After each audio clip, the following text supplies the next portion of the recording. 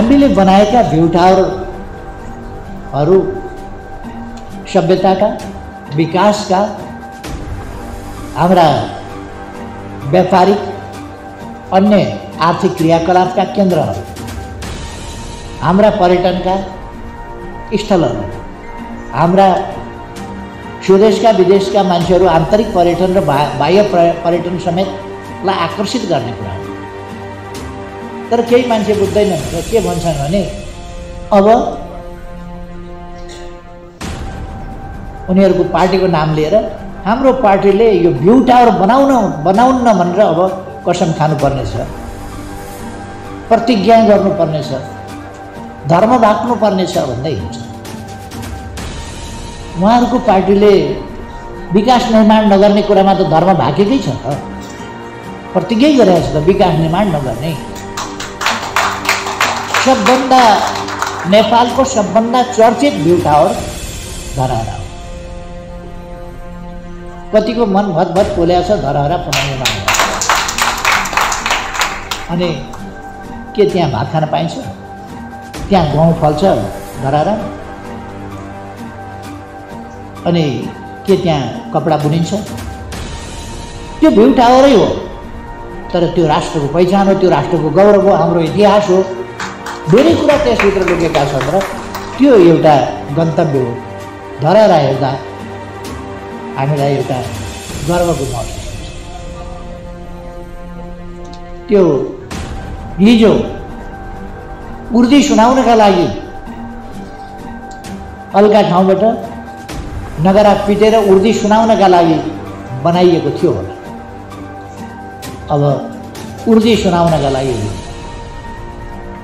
त्यहाँ गएर आफ्नो गौरव सम्झिनका लागि हामी त्यहाँ जान्छौँ। कतिलाई पिर परेको छ। रानी पोखरीले के दिन्छ, के उत्पादन गर्छ, त्यहाँ किन लगानी गरे? अब रानी पोखरी पुनर्निर्माण हो, के दिन्छ त्यो? दरबार हाई स्कुल नबनाएको हामी हुन्थ्यो होला। यसो बाँसका किला गाडेर फुसको छानो यसो लगाएर पनि केटाकेटी पढाउँदा हुन्थ्यो होला। दरबार हाई स्कुल दिनको लगभग 1000वटा घरहरू निर्माण भयो। दिनको 1000वटा घरहरू निर्माण भयो। 22,000 डेब्रिस सफा गर्ने काम हो। भत्किएका घरहरू पन्छाउने, सफा गर्ने र त्यस ठाउँमा अरू घरहरू बनाउने कामहरू भए। विद्यालयहरू 1200-1300 कति विद्यालयहरू निर्माण गरिए त्यति बेला। स्वास्थ्य चौकीहरू निर्माण गरिए र पुनर्निर्माणको काम हामीले पछि आएर अगाडि नबढाउँदासम्म तिनै संरचनाहरू जनताका आवास वा विद्यालय वा स्वास्थ्य चौकी अथवा प्रहरी चौकीका रूपमा परिचालन त्यसलाई प्रयोग गर्नुपर्ने अवस्था बन्यो। त्यति बेला नै हामीले सोच्यौँ कि हामीलाई सामाजिक सेवाका लागि एउटा सङ्गठित प्रयास, सङ्गठित अभियान सञ्चालन गर्नु जरुरी छ। यसका निम्ति हामी एउटा फन्ड तयार गर्दैछौँ, कोष तयार गरेर राख्छौँ। अघि नै मोती दुगडजीले पनि राखिसक्नुभयो। फन्ड कहाँबाट आउँछ भन्दा हामीसँग महाधिवेशनमा रजिस्टर्ड गरिएको सदस्य सङ्ख्या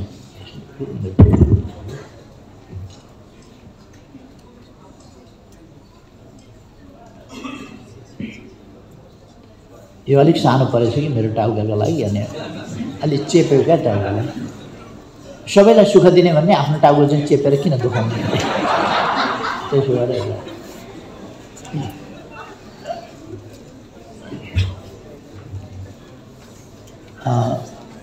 त्यसै बेला हामीले सोच्यौँ यो सामाजिक सेवाको क्षेत्रमा हामीले सङ्गठित प्रयास अगाडि बढाउन जरुरी छ।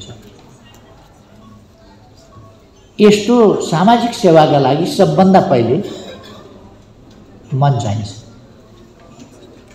मन भएपछि थुप्रै कुरा हुनसक्छ। मन कस्तो चाहिन्छ? लक्ष्मीप्रसाद देवकोटाले आफ्नो कवितामा लेख्नुभएको छ, खोज्छन् सबै सुख भने सुख त्यो कहाँ छ, आफू मेटाई अरूलाई दिनु जहाँ छ। आफूलाई नोक्सान पारेर आफूसँग भएको अर्कालाई दिनुमा जुन सुख छ, त्यसै कारण त मान्छेले दान गर्छ, त्यसै कारण मान्छेले परोपकारका काममा लगाउँछ, त्यसै कारण मान्छेले सेवाका काममा लगाउँछ, विभिन्न प्रकारका सेवाका कामहरूमा लगाउँछ। र सबैभन्दा ठुलो सेवा मानव सेवा हो। सबैभन्दा ठुलो कुरा मानवलाई सेवा गर्नु। मानिसले मात्रै, अरू कुनै जीवजन्तुले खासै अरूको सेवा गर्न सक्दैन। कहिले कहिले जीवजन्तुहरूले सानो सहयोग गरेको देखिन्छ। कहिले कहिले वन्यजन्तुले एउटा कलिलो नाबालक खालको बच्चामाथि केहीले आक्रमण गरेर खान लाग्यो भने अर्को जनावरले पनि त्यसलाई आक्रमण गरेर त्यो बचाइदिएको छुटाइदिएको पनि देखिन्छ। कहिले कहिले त्यस्तो जनावरले पनि गर्दो रहेछ र त्यसमा पनि मातृत्व भाव हुँदो रहेछ कि त्यो बच्चामाथि किन आक्रमण गरिस् भन्ने खालको भाव हुँदो रहेछ। अथवा उनीहरूमा पनि एक खालको चेतना, एक खालको स्नेह, एक खालको वात्सल्य। रोमको इतिहासमा हामी देख्छौँ त्यहाँ रोम कसरी निर्माण भयो, कसरी भयो भन्दाखेरि त्यहाँ एउटा के कुन जनावरले दुध खुवायो र त्यसरी त्यहाँको सृष्टि चाहिँ अगाडि बढ्यो। त्यो जनावरले दुध खुवाएर बच्चा बचाएर अनि त्यहाँको सभ्यताको अगाडि बढाएको थियो भन्ने कथा आउँछ त्यसमा। यस्तै अनेक ठाउँमा त्यस्ता कुराहरू छन्। हाम्रा शास्त्रहरूले के भन्छन्? 18 पुराणमा व्यासले के भनेका छन् भन्दा अष्टादश पुराणेषु व्यासस्य वचनं द्वयम्। व्यासका जम्मा 2टा 18वटा पुराणमा व्यासले जम्मा 2टा कुरा भनेका छन्। परोपकार पुण्याय पापाय परपीडनम्। पुण्य भनेको परोपकार गर्नु हो र अर्कालाई पीडा दिनु, दुःख दिनु भनेको पाप हो। वास्तवमा हो नै त्यही। समाज विकृत विद्रुप किन भयो? नराम्रो समाजमा नराम्रोपन किन भयो? समाजमा किन अपमान, हेला होचो, थिचोमिचो, अन्याय अत्याचार किन हुन्छ भन्दा अर्कालाई दुःख दिने नियत मन सायद केही मानिसहरूको हुन्छ। त्यसैबाट समाज कुरूप किन भएको छ? समाज त मानव समाज त असाध्यै सुन्दर समाज हो नि। यति सचेत, यति सुन्दर। आजको दुनियाँमा हेर्ने हो भने सुविधा र विकास र सुविधाले युक्त यो मानव समाज आज पनि भोकले तडपिनु पर्ने समाज होइन। आज पनि अन्यायमा तडपिनु पर्ने समाज होइन। तर मान्छेले जब स्वार्थान्ध हुन्छ, स्वार्थबाट मान्छे जब अन्ध हुन्छ, त्यसपछि उसले विवेक बिर्सिन्छ, न्याय बिर्सिन्छ, उसमा अहङ्कार पैदा हुन्छ र उसमा परपीडक भाव पैदा हुन्छ। हामी त्यस्तो भावबाट माथि उठेको सेवातर्फ देशलाई लान चाहन्छौँ, मुलुकलाई लान चाहन्छौँ। र हरेक मानिस, हाम्रा शास्त्रहरूले भने जस्तै सर्वे भवन्तु सुखिनः, सर्वे सन्तु निरामया, हो त्यसमा लान चाहन्छौँ। सर्वे भद्राणि पश्यन्तु मा कश्चित् दुःख भाग हुँदैन। कोही पनि दुखित हुन नपरोस्, कोही पनि त्रसित हुन नपरोस्। निर्भय वातावरणमा मानिस बाँच्न पाऊँ र सबै सुखी। त्यसका लागि मानवमा मानवीय भावना एउटा त हाम्रो यो आज हामीले घोषणा गर्न लागेको सामाजिक सेवा केन्द्र, समाजको सेवा गर्नका लागि स्थापित हुने यो सामाजिक सेवा केन्द्र, यसले मानवमा मानवीय भावना पैदा गर्न खोज्दछ र विस्तार गर्न खोज्दछ। मानवमा अमानवीय भावना, परपीडक भावना सबै विकृत भावनाहरू, शोषणकारी भावनाहरू, दमनकारी भावनाहरू वा विभेदकारी भावनाहरू सबै अमानवीय हुन्। तिनीहरू सही शिक्षा र सही चेतनाको अभावमा होला ठुलो ठुलो सर्टिफिकेट लिएका होलान् मानिसले, तर सही चेतनाको अभावमा पैदा भएका विकृत भावनाहरूबाट सिर्जित कुरा हुन्। त्यसकारण हामी चाहन्छौँ समाज जस्तो हामीले भनेका छौँ, नेपाली समाजको गन्तव्य के हो, नेपाली समाजले चाहेको के हो, नेपाल राष्ट्र के चाहन्छ भन्दा समृद्ध नेपाल चाहन्छ, सुखी नेपाली चाहन्छ। हामीले भन्ने गरेका छौँ समृद्ध नेपालका दुईटा पक्ष छन्।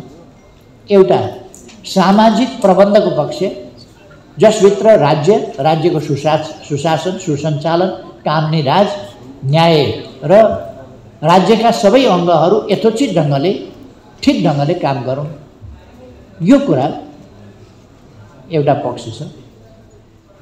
स्वच्छ समाज होस्, स्वच्छ राज्य होस्, राज्य अनुचित क्रियाकलाप, गैर कानुनी क्रियाकलाप नियन्त्रणका लागि होस्, आफै समेत भ्रष्टाचारी हुने राज्य नहोस्। अब जब राज्य नै भ्रष्टाचारी हुन थाल्छ, जब राज्य नै कमिसनखोरी हुन थाल्छ, जब राज्य सञ्चालकहरू नै भ्रष्ट, अनैतिक र कमिसनखोरी हुन थाल्दछन्, अनि राष्ट्रले कसरी प्रगति गर्ने? त्यसकारण राष्ट्र स्वच्छ होस्, अनैतिक र भ्रष्टाचारी नहोस्, छली नहोस्, कर्तव्यपरायण राष्ट्र होस्। हामीले चाहेको त्यो हो। हामी राजनीतिलाई प्रतिस्पर्धा मात्रै हो, अस्वस्थ प्रतिस्पर्धा, जसरी पनि जित्ने हो, जसरी पनि सरकारमा पुग्ने हो, जसरी पनि सरकार बनाउने हो, सरकार चलाउने हो, सरकारमा पुगेपछि सरकारको सत्ताको दुरुपयोग गरेर अनेक बेठी कामहरू गर्ने हो भन्ने कुरा ठान्दैनौँ, मान्दैनौँ र गर्दैनौँ। त्यसकारण हामी राज्यलाई समाजको सुव्यवस्थाका लागि, अर्को स्वच्छताका लागि, अर्को विकासका लागि, अर्को सामाजिक न्याय समानताका लागि, अर्को सुरक्षा र सम्मानका लागि, यी चिजहरूका लागि हामी राज्यको सदुपयोग गर्नुपर्दछ भन्ने ठान्छौँ र जनताको सेवा गर्नुपर्छ र पछाडि परेको हिस्सालाई अगाडि बढाउनुपर्छ, अप्ठ्यारोमा परेकालाई सहजता दिने काम गर्नुपर्दछ राज्यले भन्ने ठान्छौँ। हामी राज्यमा सरकारमा छँदा राज्य त्यसै गरी चलाउँछौँ, छैनौँ सरकारमा भने बाहिर हुँदा त्यसै गरी राज्य चलोस् भन्ने कामना गर्दछौँ र राज्यलाई त्यसै गरी हामी सञ्चालन गर्न आफ्ना प्रयासहरू जहाँ हुँदाखेरि पनि अगाडि बढाउँछौँ। यसै प्रसङ्गमा नेकपा एमाले यहाँहरूलाई थाहा छ, यो देशप्रति प्रतिबद्ध छ। देशको सार्वभौमसत्ता, स्वाधीनता, स्वतन्त्रता, भौगोलिक अखण्डता, राष्ट्रिय हितहरू, राष्ट्रिय स्वाभिमान, यी कुराप्रति सजग छ र प्रतिबद्ध छ। यसोभन्दा राजनीति गर्यो भन्ने कसैलाई लाग्न सक्छ। देशको माया गर्दा राजनीति हुन्छ त राजनीति गर्नै पर्छ त। देशलाई माया नगरेर हुन्छ? हरेक नागरिकले, देशवासीले नागरिकता प्राप्त नगरेकाले पनि, बालबालिकाले नागरिकता प्राप्त गरेका हुँदैनन्, तर हामीले बालबालिकालाई सुरुदेखि नै देशलाई माया गर्न सिकाउनुपर्छ, देशलाई माया गर्ने संस्कृति सिकाउनुपर्छ। नागरिकले मात्र होइन, हरेकले, देशवासी देशलाई माया गर्नुपर्छ, देशप्रति इमान्दार हुनुपर्दछ। त्यसै गरेर जनताको हितका निम्ति सर्वोत्तम राजनीतिक प्रणाली भनेको जनतामा सार्वभौम सत्ता रहेको प्रणाली हो। त्यो प्रणाली सार्वभौम सत्ता जनतामा रहेको प्रणाली, अरूमा सार्वभौम सत्ता होइन। जनादेशलाई अन्तैबाट जालझेल गरेर खेलवाडपूर्ण ढङ्गले उल्टाउने पल्टाउने खालको होइन। जनादेश सर्वोपरि कुरा हो, जनताको इच्छा आकाङ्क्षा सर्वोपरि कुरा हो, सार्वभौम सत्ता त्यसकारण जनतामा छ।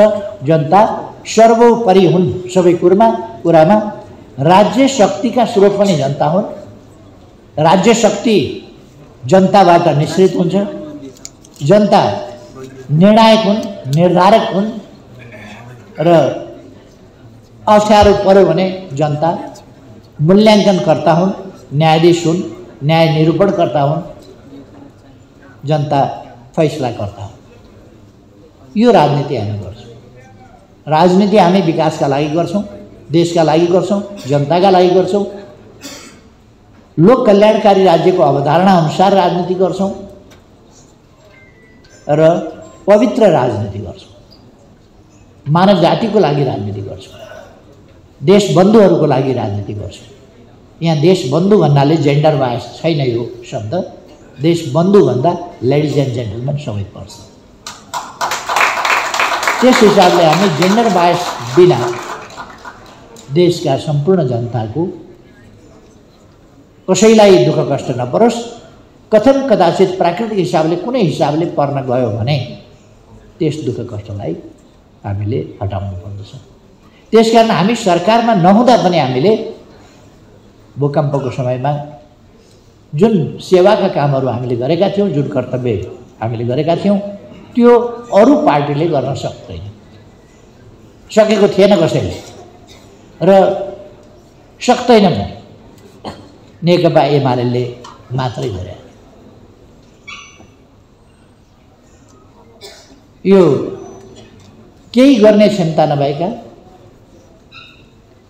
केही गर्ने योजना नभएकाहरूले विकास निर्माणका कामहरू गर्दा पनि आलोचना गर्छन् र विरोध गर्छन्। अहिले एउटा एक खालको लहर चलाएका छन् भ्यू टावर विरोधी।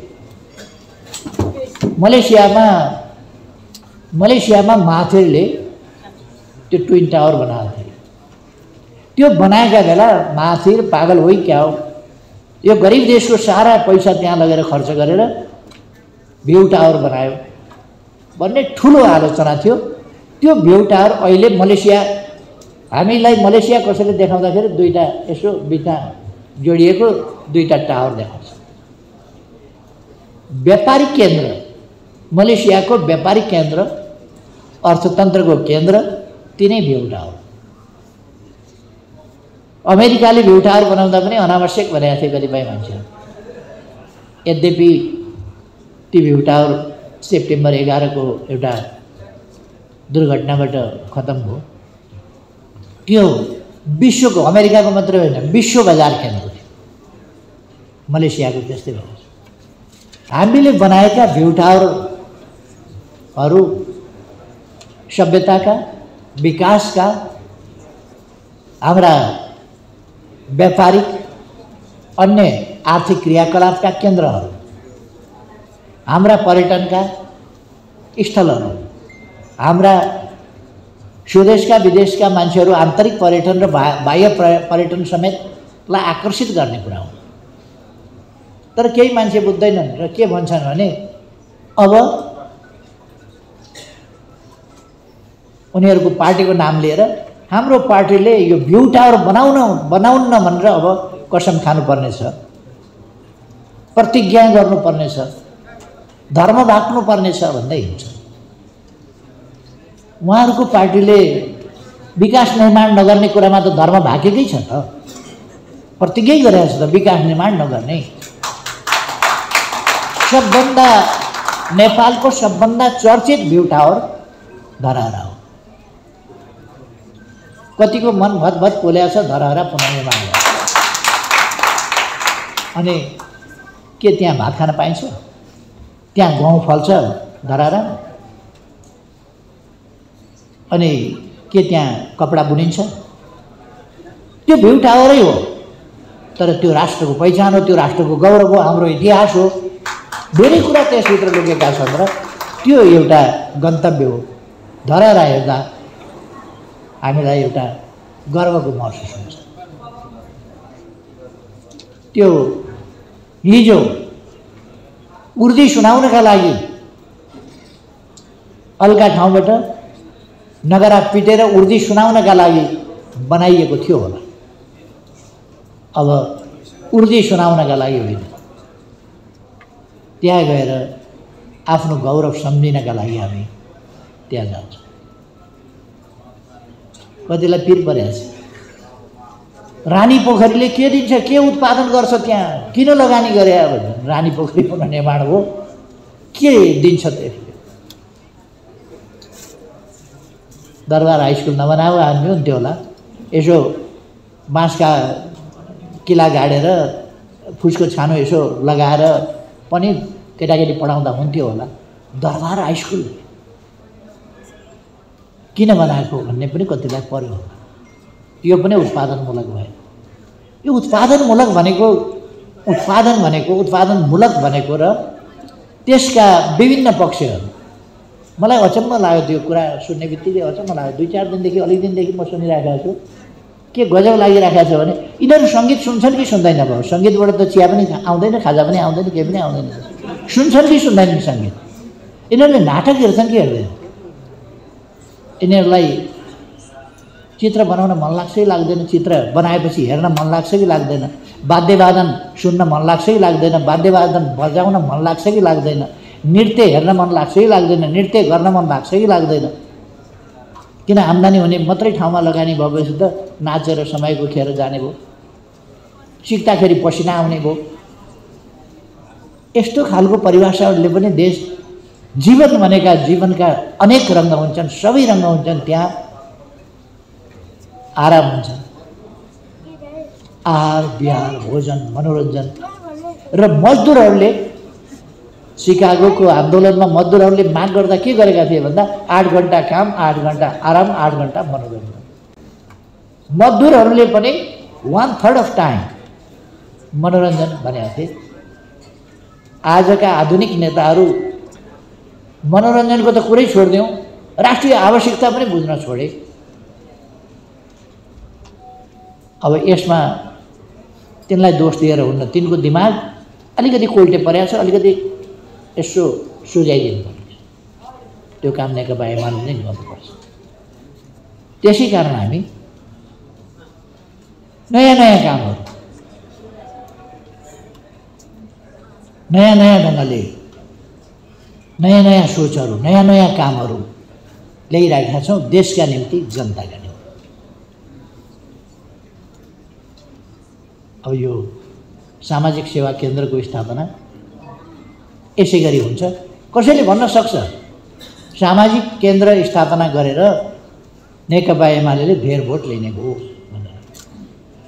अब के गर्ने? भोट दिन्छन् जनताले भनेर वृद्ध भत्ता नबाँड्नु भएन क्यारे? वृद्ध भत्ता बाँड्नु पर्यो, बाँडेपछि भोट त दिन्छन् त। अब के गर्ने? शारीरिक रूपमा अशक्तता भएका व्यक्तिहरूलाई नहेर्नु त भएन, सक्नेलाई रोजगारी, सक्नेलाई काम, नसक्नेलाई हेरविचार त गर्नु पर्यो नि त सरकारले। त्यस कारण हामीले त्यो गऱ्यौँ। अब पूर्व पश्चिम हाइवे चौडा गर्दैछौँ, पूर्व पश्चिम रेल बनाउँदैछौँ, जनकपुरमा रेल किनेर ल्याएका छौँ। हिजोदेखि उता गएर बत्ती बाल्नु क्या होइन, कता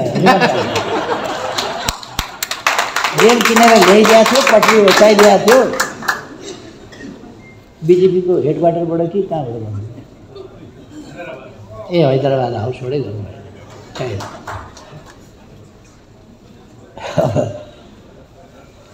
अब भोट त बटन थिचेर भोट दिने होइन नि, बनाएर भोट दिन्छन् त। रेलको पटरी हालेको छ, त्यहाँ रेल बनाएको छ, किनेर ल्याएको छ, चलाएको छ, अनि भोट हाल्दैछन् मान्छेले। अब सेवा गरेपछि के गर्ने? लक्ष्मीप्रसाद देवकोटाले भन्छ, जाऊ जाऊ फर्क फर्क है जाऊ समाऊ आर्तहरूको पाऊ, के दुखीहरूको पाऊ मलम लगाऊ चहराइरहेको आर्तहरूको घाउ। अथवा जसलाई दुखिरहेको छ तिनका घाउमा मलम लगाऊ, जो पीडित छन् दुखित छन् तिनका पाउ समाऊ।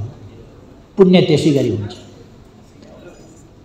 जब घाउमा मलम कसैले लगाइदिन्छ त्यसलाई मान्छेले भोट त दिन्छ होला। अब भोट दिन्छ भनेर हामी के राम्रो काम गर्नै छोड्दैन? जनताले भोट दिने भए लौ अब राम्रो काम गर्न छोडिदिनु पर्यो भन्ने त राम्रो काम गर्दै जान्छौँ, राम्रो काम गर्दै जान्छौँ। यो सेवा सुरु नगरे पनि त देशमा लहर त एमालेको त छँदैछ नि। सामाजिक सेवा केन्द्र स्थापना नगर्दा पनि त छँदैछ नि। कति साथीहरूलाई भन्न नमिल्ला, भन्न अप्ठ्यारो होला, मनमा नै एमाले त मन त हरेकलाई पर्छ, कतिलाई भन्न नमिल्ने होला। तर एमाले मन नपर्ने त कोही छैन, कोही हुँदैन, किनभने एमाले नराम्रो गर्दैन, राम्रो गर्छ। यही सिलसिलामा एउटा यसभित्र भोटको राजनीति छैन। राम्रो काम गर्नेलाई जनताले भोट दिन्छ, अब त्यसमा हामी के गरौँ? तर हाम्रो मनसाय भोट प्राप्त गर्ने होइन। भोट प्राप्त गर्न हामीले यति धेरै काम गरेका छौँ र यति धेरै काम गर्ने हाम्रो अठोट छ। समृद्ध नेपाल, सुखी नेपाली बनाउने अठोटभन्दा बढी के हुन्छ? हामीले त्यो अठोट गरेका छौँ र त्यस दिशामा काम गरेका छौँ। यसरी नेपाललाई नै समृद्ध, सिँगै नेपाललाई समृद्ध बनाउने, हिमाल पहाड तराई जहाँसुकै होस्, पूर्वदेखि पश्चिमसम्म, जुनसुकै पेसा व्यवसाय, जुनसुकै जात जातिको, जुनसुकै धर्म मान्ने जोसुकै होस्, हरेक नेपाली सुखी हुनुपर्दछ र नेपालका कुना काप्चा सबै विकसित हुनुपर्दछ र नेपाली नागरिकले आधुनिक सुविधा सहुलियत प्राप्त गर्नुपर्छ। आजको आधुनिक शिक्षा, स्वास्थ्यको आधुनिक स्वास्थ्य आदिदेखि लिएर आधारभूत आवश्यकतादेखि लिएर आज विकसित भएका विज्ञान प्रविधिले विकसित गरेका सुविधा सहुलियत समेत पनि हाम्रा नागरिकले पाउनुपर्छ भन्ने हाम्रो कुरा हो। त्यसर्थ हामी त्यही भावनाका साथ यो राजनीतिसँग नजोडी, भोटसँग नजोडी, नेकपा एमाले नै गरेको हो, तर एमालेका लागि होइन, जनतालाई सेवा पुर्याउनका लागि, केही लिनका लागि होइन। फिस लिँदैन, शुल्क लिँदैन। स्वास्थ्य शिविर चलाउला, शुल्क लिँदैन। अप्ठ्यारोमा परेकालाई सहयोग गर्ला, शुल्क लिँदैन। निःशुल्क गर्छ जे पनि। जे खर्च लाग्छ आफ्नै तर्फबाट, अघि मैले भने हाम्रो पार्टीको महाधिवेशनमा रेकर्ड गरिएको सदस्य सङ्ख्या 8,55,453। 100 रुपियाँ मात्रै उठाउने हो भने केही करोड त भइहाल्छ। 100 रुपियाँ भनेकै होइन, हजार रुपियाँ उठाउन सकिन्छ। 8 लाख 1000 हुँदाखेरि कति भयो? यो त हाम्रा निम्ति अलिकति रकमको, 2-4 करोड रकमको ठुलो कुरो होइन। हामी गर्न सक्छौँ र मानवीय सेवाको भावका साथ हामी अप्ठ्यारोमा परेकालाई, यो लग्जरीका लागि होइन, हामी कुनै लग्जरीका लागि गरिराखेका छैनौँ र कुनै आफ्ना निम्ति होइन। अर्को कुरा, यसमा हामी अरू जो यससँग सहमत छैन, अरूसँग पनि कुनै आग्रह गर्दैन। जो स्वेच्छाले दिन तयार हुन्छ त्योसँग मात्रै हामी यसमा सहयोग गर्न, सहयोगका हात जुटाउन आग्रह गर्छौँ। जो त्यसका निम्ति तयार छैन त्यसमा कुनै प्रकारको कर काप आदि इत्यादि इहलोक परलोक देखाएर, होइन भने नर्क जान्छौँ भनेर तर्साएर पनि हामी मान्दैनौँ। हुन्छ नि, यो यसो गरेनौ भनेदेखि यस्तो हुन्छ उस्तो हुन्छ, पण्डितजीहरूले चाहिँ नि तिम्रा बा नर्क जान्छन् त्यस कारण गाईदान गर भनेर भने जस्तो हामी गर्दैनौँ। यसर्थ यो स्वेच्छाले। अर्को कुरो, हामीसँग अघि दुगडजीले प्राइभेट सेक्टरको कुरा गर्नुभयो। प्राइभेट सेक्टर उद्यमीहरूको आफ्नै एउटा दान दातव्यको खास हुन्छ। अर्को, त्यसले सरकारलाई केही दिन्छ, त्यसबाहेक त्यो सरकारलाई दिने बाहेक दान दातव्यका लागि छुट्याएको रकम आफैले खर्च गर्न सक्ने, कहाँ मन लाग्छ त्यहाँ दिन सक्ने स्थिति पनि हुन्छ। अर्को, त्यो बाहेक पनि दिन चाहने, गर्न चाहने ठाउँहरू हुन्छन् र त्यसमा मानिसले गर्न खोज्छ। यस्ता मात्रै स्रोत परिचालन गर्छौँ हामी। वैदेशिक सहायता यसमा लिँदैनौँ। वैदेशिक सहायता लिने होइन। एउटा फोर्सिबली कसैलाई करकापसँग गर्दैनौँ। दोस्रो एकदम स्वेच्छाले जसले गर्छ, कसैलाई करकापसँग सामाजिक सेवाका काममा लाग्नुपर्छ भनेर पनि करकाप गर्दैनौँ। यो आफ्नै भावनाका साथ भोलि गएर यसमा लामबद्ध हुने मान्छे, पङ्क्तिबद्ध हुने र म पनि काम गर्छु भन्ने मान्छे थुप्रो हुनेछ।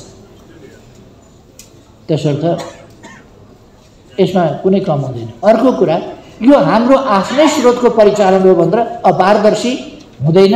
यसको हिसाब किताब हामी अडिट मात्रै होइन, सार्वजनिक पनि गर्छौँ। यो बकाइदा हामी उसमा राखिदिन्छौँ, हामी वेबसाइटमा राख्छौँ कि यसको वेबसाइटमा यसको हिसाब किताब आम्दानी खर्च पनि राखिदिन्छौँ।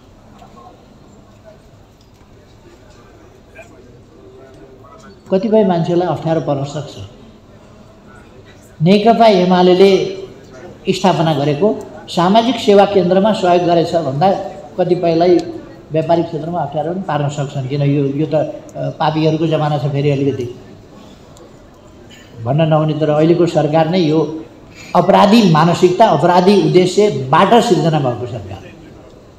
यो कुनै राजनीति गरेको होइन, यो देशका लागि भन्न पर्ने। यस्तो पनि हुँदो रहेछ देशमा भने यस्ता ठाउँमा यस्ता कुराहरू के हुन्छन् के हुँदैनन् केही पनि भन्न सकिन्न।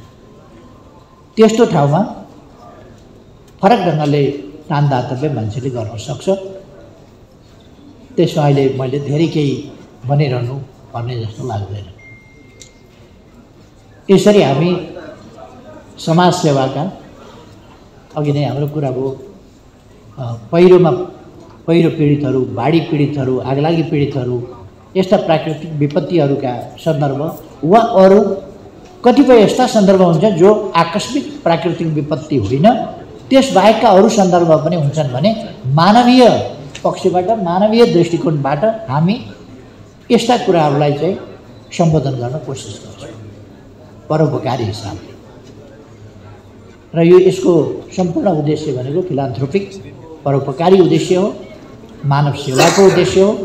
पारदर्शी ढङ्गले यो हुन्छ र नेकपा एमालेको युवा विद्यार्थी पङ्क्ति मूलतः यसमा परिचालन हुन्छ र अरू साथीहरू पनि जो एमालेमा संलग्न छैन, एमाले भन्दा पृथकै पनि यसमा सरिक भएर काम गर्न सक्दछ। यो स्थापना गरेको र खोलेको र चलाएको, अगाडि बढाएको, यसको प्रोटेक्सन एमाले गर्छ।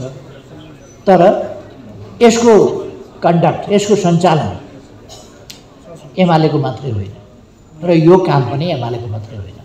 यसले सेवा दिने एमालेलाई मात्रै होइन, बिना भेदभाव, बिना पक्षपात, सदस्यता कार्ड हेरेर सेवा दिने होइन, मानवीय आधारमा यसले सेवा दिन्छ, औचित्य र आवश्यकताका आधारमा सेवा दिन्छ।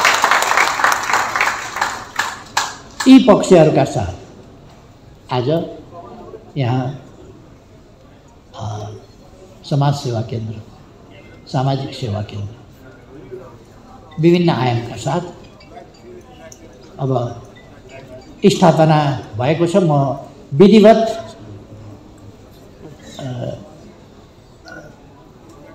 सामाजिक सेवा केन्द्र स्थापना भएको विधिवत घोषणा गर्दछु र यस कामको संयोजन, यसलाई अगाडि बढाउने कामको यो बल्ल आज प्रारम्भ भएको छ। 2078 साल चैत्र 20 गते यो स्थापना भएको छ र आजबाटै यसले आफ्ना कामहरूलाई प्रारम्भ गर्नेछ र अघि दुगडजीले भनिसक्नुभयो, अर्को वर्ष चैत्र 20 गते हामीले के काम गर्यौँ त, यो एक वर्षको अवधिमा के काम गर्यौँ, हाम्रो औचित्य, हाम्रो कामको महत्त्व हामी प्रस्तुत गर्नेछौँ पारदर्शी ढङ्गले। के गरियो भन्ने कुरा हाम्रा थुप्रै समाज सेवामा अत्यन्तै मानवीय भावनाका साथ लाग्न चाहने साथीहरू हुनुहुन्छ, युवाहरू हुनुहुन्छ। म सबैलाई यस काममा, समाज सेवाको यस अभियानमा सरिक हुन सम्पूर्ण देशभरिका युवाहरू, विद्यार्थीहरू, अरू समाज सेवामा रुचि राख्ने सम्पूर्ण दाजुभाइ दिदीबहिनीहरूलाई निजी क्षेत्र र व्यावसायिक क्षेत्र विभिन्न पेशा व्यवसायमा रहेका साथीहरू सबैलाई पनि आग्रह गर्न चाहन्छु यसमा सरिक हुनका लागि। यसको सङ्गठन र सञ्चालनको प्रारम्भ, यसलाई गतिशील बनाउन आवश्यक छ। यसको सङ्गठनात्मक संरचना, यसका अन्य विविध पक्षहरूलाई सन्तुष्ट गर्ने कुरा, यसका उद्देश्यहरू, यसका कामहरू, काम कारबाहीहरू, त्यसलाई स्थिति अन्तर्गत सञ्चालन गर्ने कुरा, त्यसका निम्तिका हाम्रा आचार संहिता वा स्ट्याच्युट यिनीहरू निर्माण गर्ने कुरा, यी सबैका लागि संयोजन गर्नका लागि आज हामी सबैको तर्फबाट मोती दुगडजीलाई संयोजक तोकौँ भन्ने म आग्रह गर्न चाहन्छु। मन्जुर छ होइन त? बेसरी सबैले अलिकति ताली बजाउनु।